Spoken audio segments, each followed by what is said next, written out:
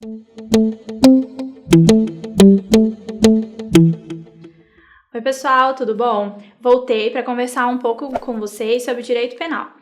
E hoje a gente vai falar sobre uma das queridinhas da OAB nas questões, que é o erro de tipo. E aqui, só lembrando o que eu já falei com vocês na primeira aula, para a primeira fase da OAB é muito importante a gente ver as matérias que a FGV tem o costume de cobrar nas provas anteriores, porque normalmente as matérias que mais caem, elas se repetem em todas as provas. E nós aqui do Trilhantes já separamos as questões por matéria para vocês, para passar tudo do jeito mais simples possível. Então, para falar um pouco sobre erro, eu vou falar de erro de tipo essencial. O erro de tipo essencial acontece quando o agente não percebe a presença do tipo na realidade. Então, o agente ele tem uma falsa percepção da realidade. Por exemplo, quando o agente carrega um tênis com droga dentro, achando que ele está carregando só o tênis, certo? Então, ele não sabe que tem droga dentro daquele tênis. Quando a pessoa incorre em erro de tipo essencial, a gente exclui o dolo daquela conduta, porque a pessoa ela teve uma falsa percepção da realidade, ok? Quando tem previsão de crime culposo para aquela conduta, pode sim alegar que a pessoa praticou o crime culposo, mas aí nesse caso você, como advogado, tem que argumentar que não tinha como a pessoa ter a noção total da realidade. Por isso, vai excluir o dolo. Então, exemplo que já caiu na prova do OAB. O Braulio foi numa festa onde só podiam entrar pessoas maiores de 18 anos. Chegando lá, ele conheceu a Luísa e levou ela para casa depois da festa e fez sexo com ela. Depois disso, ele descobriu que a Luísa tinha 13 anos. Só que, de acordo com o direito penal, fazer sexo com pessoa menor de 14 anos é estupro de vulnerável, porque presume-se a violência, independente se a pessoa menor de 14 anos aceitou ou não fazer sexo, ou seja, a violência ela é presumida.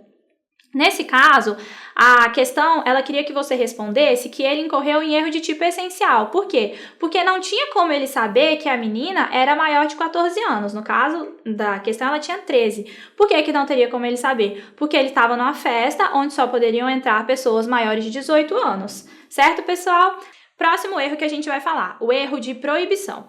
No erro de proibição, a pessoa ela confunde a ilicitude do fato. Então, ela entende perfeitamente tudo o que está acontecendo, ela não tem uma falsa percepção da realidade, só que ela tem um desconhecimento em relação à proibição. Então, aqui ficando dando os exemplos mais clássicos para vocês da doutrina para ficar fácil de gravar. Um uruguaio vem para o Brasil passar o carnaval e no Uruguai é permitido fumar maconha. E ele chega no Brasil e ele fuma maconha. E daí, quando a polícia aborda ele, ele diz: eu não sabia que era proibido, porque de onde eu venho é permitido, então eu achei que aqui no Brasil também era permitido. Então, para ficar claro, para a gente diferenciar o erro de tipo e o erro de proibição. Um exemplo, a Maria, ela guarda cocaína em casa, mas ela acha que se trata de outra substância, uma substância que não é ilícita. Nesse caso, ela está incorrendo, no erro de tipo. Por quê? Porque ela sabe que guardar drogas ilícitas, no caso a cocaína em casa, é crime. Só que na cabeça dela, ela está guardando uma outra substância que não é ilícita. Então, no caso, a gente vai ter a exclusão do dolo e a Maria não praticou nenhum crime. Segunda situação, a Maria, ela guarda cocaína em casa, ela sabe que ela está guardando cocaína, mas ela não sabe que é proibido guardar a cocaína em casa. Nesse caso, a gente tem uma exclusão da culpabilidade quando não tinha como a pessoa saber que aquela conduta era proibida, correto? Passando agora para o próximo erro.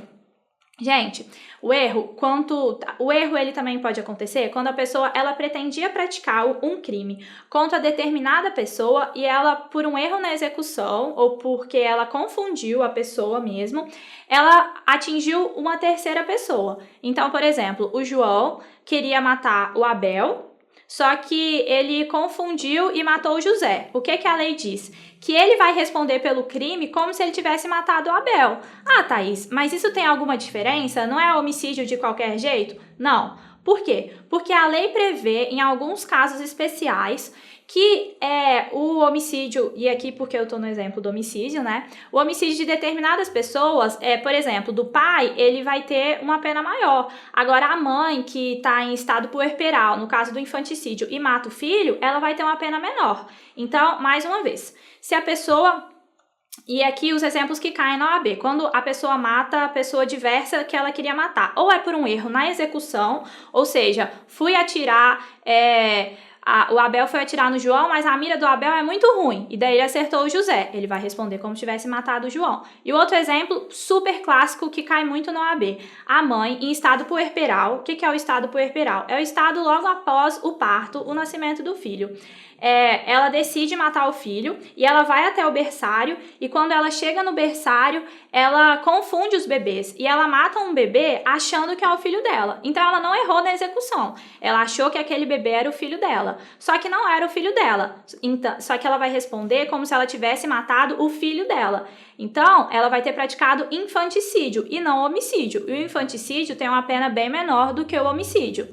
Outro exemplo: o João queria matar sua mãe e por um erro na execução, esse também já caiu na OAB, por um erro na execução, ele matou a tia. Ele vai responder como se ele tivesse matado quem? Como se ele tivesse matado a mãe. Outra questão que também já caiu na OAB, para vocês verem como a OAB adora erro e como se cair nessa prova vocês vão acertar com certeza. O João, ele foi matar o Roberto, que tinha acabado de estuprar sua filha. E na hora que ele foi matar o Roberto, ele confundiu e matou o Abel, que era um terceiro que não tinha nada a ver com o caso.